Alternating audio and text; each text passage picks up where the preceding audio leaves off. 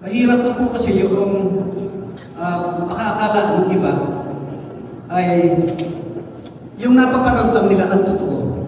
Hindi ho lahat ang nakikita nyo at napapanood sa Facebook ay nangyayari. Parang ho itong pelikula. Scripted ho ito. Yung pagpunta doon sa isang lugar, yung pagpa-vlog, pagsasalita. Sinasabi ho ng ano pa rin?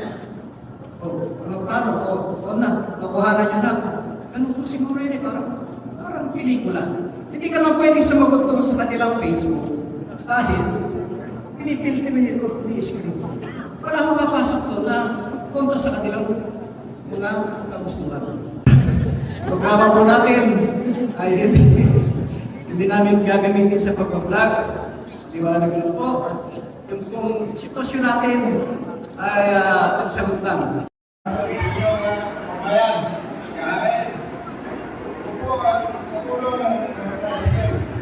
Ating punong bayan, Mayor Elan Lagallo!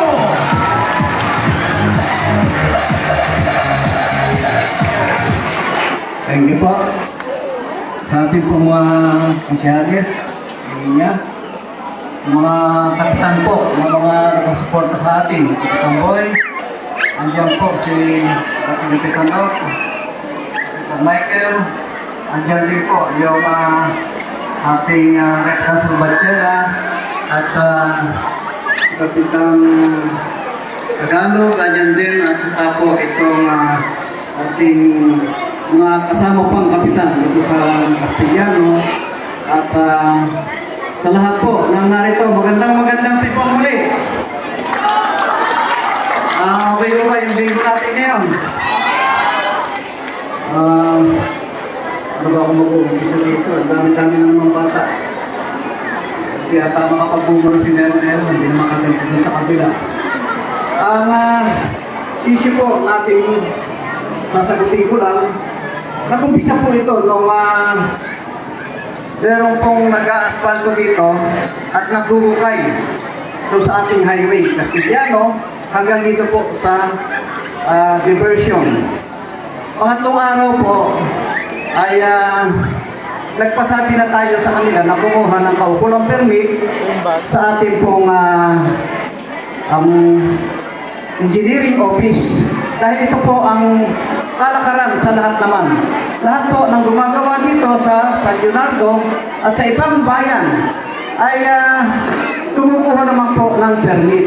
Nagkataon lang po na yung proyekto ng kontrata ni Emeng Pascual.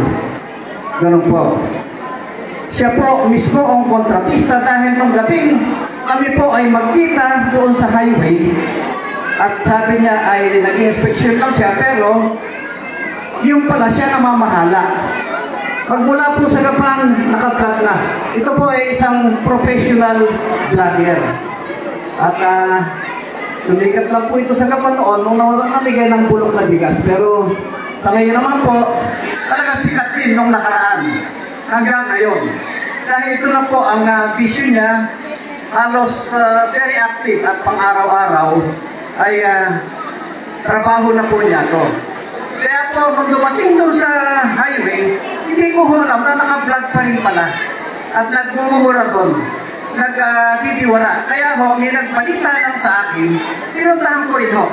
Dahil yung pong San Leonardo ay area of responsibility po ng mayor.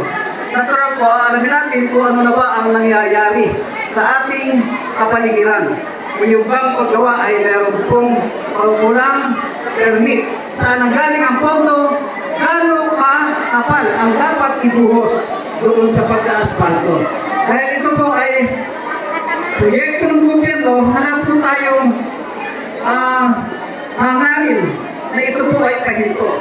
Pinasuspindi po ng engineering office dahil 3 gabi na pong gumagawa ng walang pahintulot.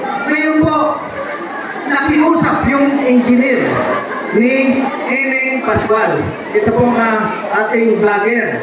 Nung gabi na yon, andun din sila PD at saka po yung hepe, nakiusap po sila na magpupunta kinabukasan sa opisina at sila po ay susunod na sa alituntunin, ni-receive po yung notice na na-receive ni Engineer Eder ng ating engineering office. Ang nakalagay po doon na receive dalawang engineer niya from the office of the Congressman Emeng Pascual. Kaya maliwanag po, yung kontrata ng proyekto doon ay ang gumagawa at may kontrata si Emeng Pascual mismo. At ito po, dami lang niya yung pahati. Nalaman namin dahil nagsumiti na po sila. Sumunod na po sa ating pong programa. Lamang po, itinadahilan, doon daw ibinid sa region yung proyekto. Kaya yung pagkapunta ng kanilang engineer, wala pang dalang papel. Kung ito po ay napanalunan ng isang kontraktor, dapat po meron na itong dokumentado. Meron itong sinasabing galing sa PID Award Committee kung ano yung project, kung kailan uumpisahan, kung kailan matatapos. Hanggang ngayon po, nakapag-ugnayan lang sa ating munisipyo, sa engineering office, yung kanilang engineer, pero wala pa rin pong maipalag na papel. Pero yung pong ibang naguhukay, na kontrata ni Emeng dito sa Castellano, at saka po sa Nieves, Mahalica Highway, nagsumiti na po ng mga walang papel noong pang isang linggo. Kaya po ito, talaga pong iba ang ugali itong amang Pascual nito. Palibhasa po kasi ay masyadong mga sigat, masyadong matatapang ang hiya. Kung tutuusin po, nagpunta si Mayor Elan doon sa Pambuan at tayo po ay bisita doon sa kanilang barangay mismo at nagpasukat doon sa aking pong lote. Lote po nila doktora, lote po ng kanilang pamilya na mismong pinasapin ng mga Pascual.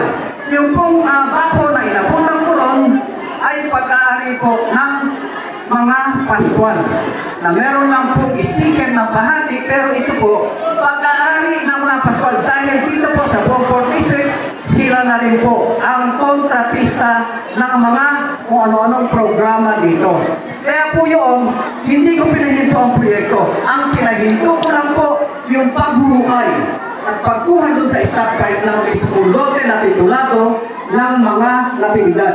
Kasi po, yung natividad, pamilya na natin, kasama ko si Doktora, kaya po si Doktora, pamilya na rin, at ganito po sa Sarginato, at isa po sa pinakikiusap ni Mayor Elan, ang dadalhin natin Congressman, Doktora Maricel Natividad Laganyo. Tayo po ay magkababayan, tayo po ay magkakasama. Kilala niyo po si Mayor Elan mula umpisa. Hindi po ako ang tumayo doon na nauna. Sila po ang tumayo rito. Sabi nga po sa inyo, sa sasakyan pa lang, nagpa-vlog na. Pagdating doon, tuloy ang vlog at pagmumura na hindi ko naman maintindihan. Hinahamon ko, totoo yun.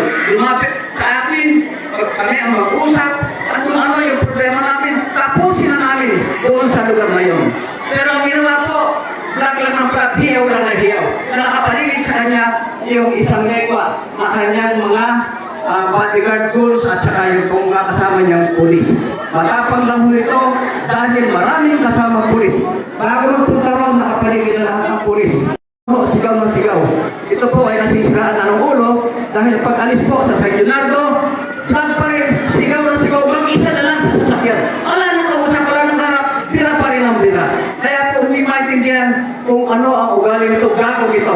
Ito po si Emeng Pascual na gago at hindi po matino. Ang kanyang pinaggago at pinagsasabi, hindi lahat ng sinasabi nito, bakit na ito ay totoo.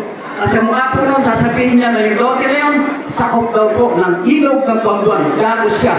Magkama silang mga mananakot, magkama silang mapasok sa pribadong na mag-aari ng mga tao at kanila pong aabusuhin. Ano ang katibayan na doon sa sinasabi nila? Wala po. Ngayon po, umani naman na yun ang kailangan ng kausap. Natuto silang magsabi na DPWH ng kausap dahil napaalis po ni Mayor Elan. Kung nakita niyo po, yung kausap ko doon sa operator ni Eming Pascual ng Bako at saka po sa checker niya mismo, ay aminado naman na wala silang papel, aminado naman din sila na wala silang alam. Kaya po, tumatapang lang ang mga ito dahil dun sa mga Pascual, dahil po sa kanilang pag-aaliso. Ngayon po, dun sa balita kahapon, merong balita na nakuha at nahuli ng mga fake na sigarilyo na 1.7 million ang halaga sa Saragosa. Kung natatandaan niyo po, pati yung nahuli sa Kabanatuan, natatandaan niyo po yung pakturya nila Eming at ni Boy Paslang dito sa Pambuan. Sa kanila po, yung mga pagawaan ng sigarilyo. Nahuli po ito ng Bureau of Customs.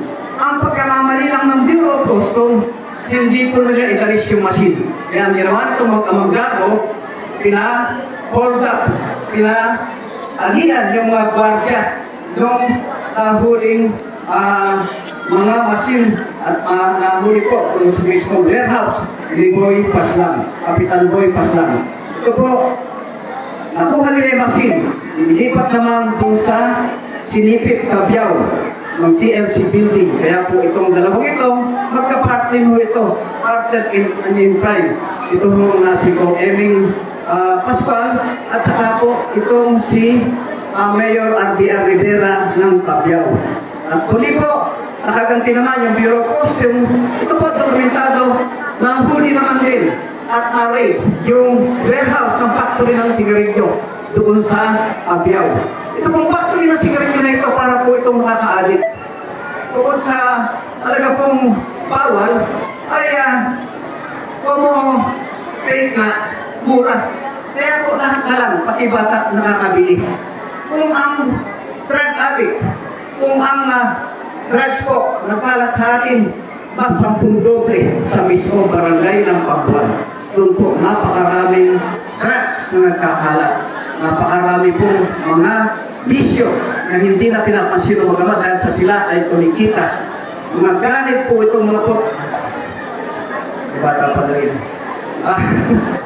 Mga galit po ito sa kapangyarihan, galit na rin sa mga lupain. Hindi po kaila sa mga tiga-Nieves na kabarangay ko. Tawid-hilog lang po tayo. Ano lang nangyari sa pagkakagahasa ng ating kapitbahay na Pambuan.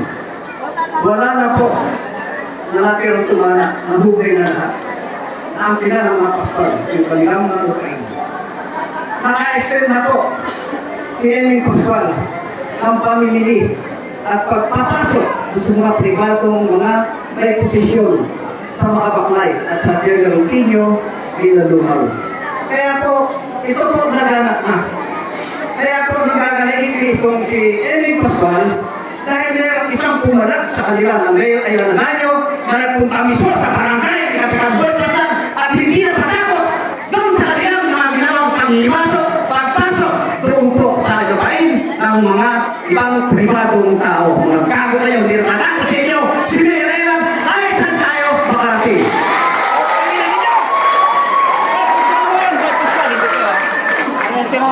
Hindi ko lang yan. Utang na nilang Boy Pascual neto at saka po Eming Pascual. Ay, ito lang malirik.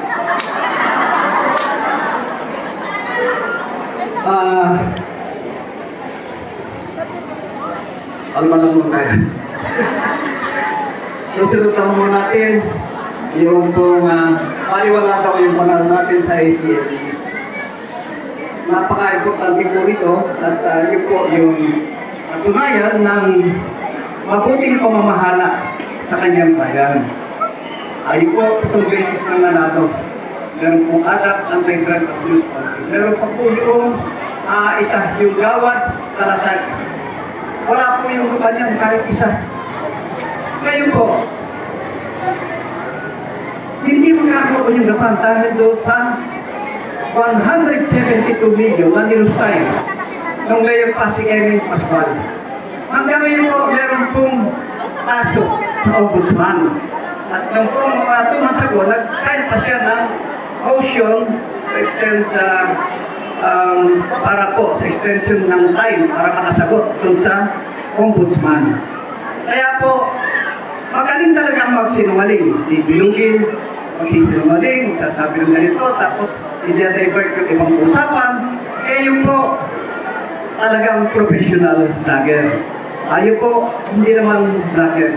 Naobliga lang tayong sumagot. Naobliga lang tayong magpaliwanag dahil hinihingi po ng pagkakataon. Kung hindi tayo kumiburo ito, ano sasabihin sa atin ng ating mga kababayan? Ano ba ginagawa mo dyan? Kapag na tayo camera ko na yun. Kasi sino, huwag ka magpapashoutout, hindi ko alam yung mga ganun.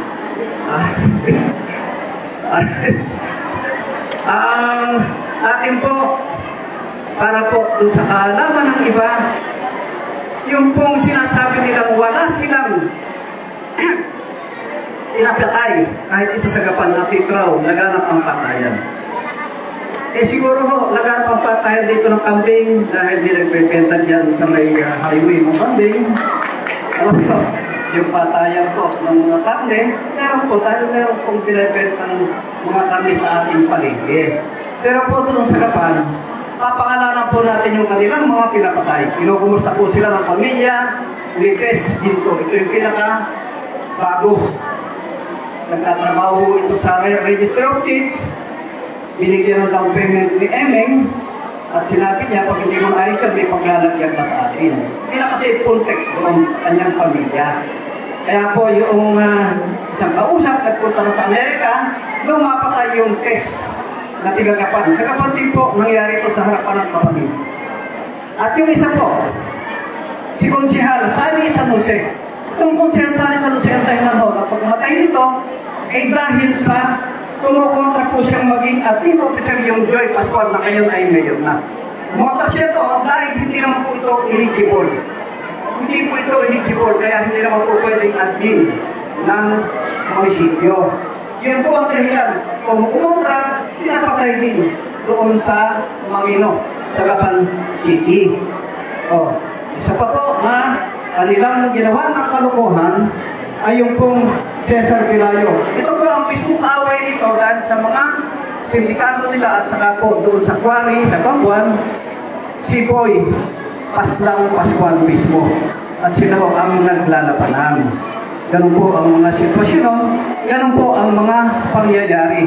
Yung pong pinapatay doon sa Maisan, kung natatandaan niyo po, ito ay pagpapaliwanag lang at sigurado po sila dahil yung pong panahon ng eleksyon, nung nakaraang eleksyon, si Konsehal Lito Duera ng Maisan, pinadampot nila at pinahinginan ng baril. Pinadampot nila at pinakulong sa munisipyo, pinagpapalok ng martilyo yung paa at pinaamin na kung ano-ano. Hindi po umamin yung tao at lahat po nung pinadampot nila, pinutusan nila, nakahabla sa ombudsman. At kasama po yung hepe nila. Kung po naghabla sa ombudsman, nung nakarang eleksyon, malilato itong konsehal ng barangay, nanalo po. Kung may habla sa ombudsman, pinapatay din po si Konsehal Lito Duera. Sino rin po ang kaaway. At yung dito po sa may plaza na may mga lumang bahay, yung pong pinipili nilang bahay na ayaw ibenta sa kanila, hindi rin po natahimik noong panahon na yun. Pero ngayon ho, tahimik na dahil nung pumalag po ang patay na ito sa kanyang bahay at hulaan niyo po kung sino na ngayon ang may-ari ng bahay. Yung mag-anak ng mga Pascual dito sa Gapan City. Mga Putang ina ninyo! masyado kayong maglupit sa inyong kababayan.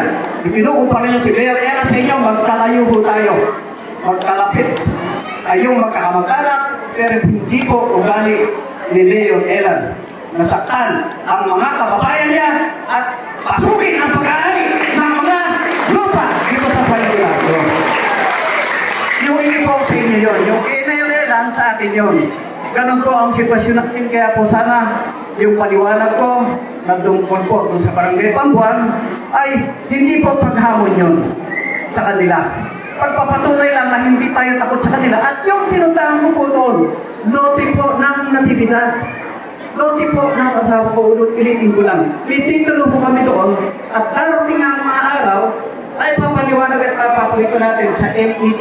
Lahat po ng sinabi ni Mayor Elan ay pawang katotohanan lamang at yung po, dokumentado. Yung kanila po ang kapital, laway, yabang, pangako, paasa, at panluloko sa distrito. Bayan po ngayon, nakita ng mga tiga-distrito yung comparison kung sino ang may nagawa at gagawin, kung sino po ang merong karapatan para po doon sa Kongreso. Nakita po ang ugali ni Doktora, nakita po ang ugali ni Kong Emeng Mura. Nung nagpunta si Mayor Elan doon, nagkulong sa kwarto, ipinakita yung suit ng Congress, andun lang pala sa opisina sa Panggon. Gago mo. Kaya po tayo hindi panuloko, hindi po tayo paapi, lalaban po tayo, tuloy na ang ating pong depensa. Kung ka lang, Mayor Elan, baka pamis-pamis po, nadadala ng ating damdamin. Sabi ko nga po sa inyo, as a vlogger, professional pa yung ginagawa natin, tayo po, beginner naman ito. Kaya ayoko naman ito. Matanda na ako para dito. Dapat sana, iba na lang pinag-iibangan ako. Wala pa rin yung hindi sana.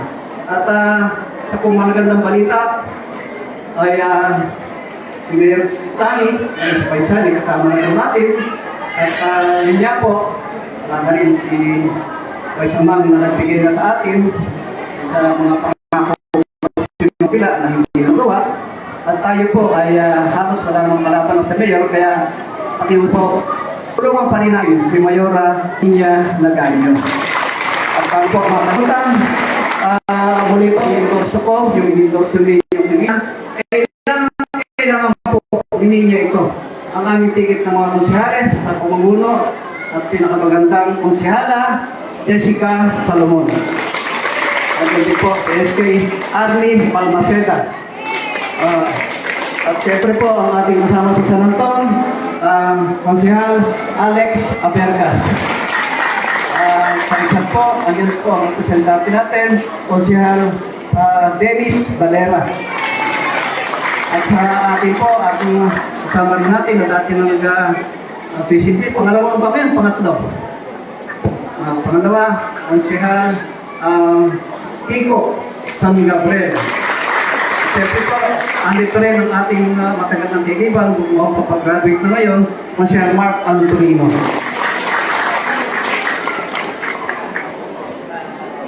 Yung pamangkin po natin si Konsihal Poton, kasama rin po, palampakan po natin at isasama natin.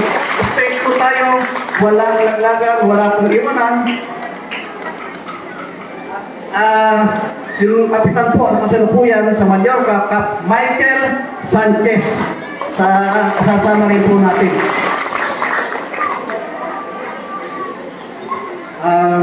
Pasensyahan nyo na ho, kung medyo nadadala tayo ng damdamin, kasama ho talaga sa buhay natin yung pagtuto. Yung sinasabi mo, kasama yung puso, kasama yung damdamin sa pagpapaliwanag. Pero pag panay kasinungalingan, ay scripted po yun. Yung po ay panlilindang panluloko at paggagancho dun sa mga kababayan at kadistrito. Maraming salamat po sa inyo at magandang gabi sa inyo. Alright,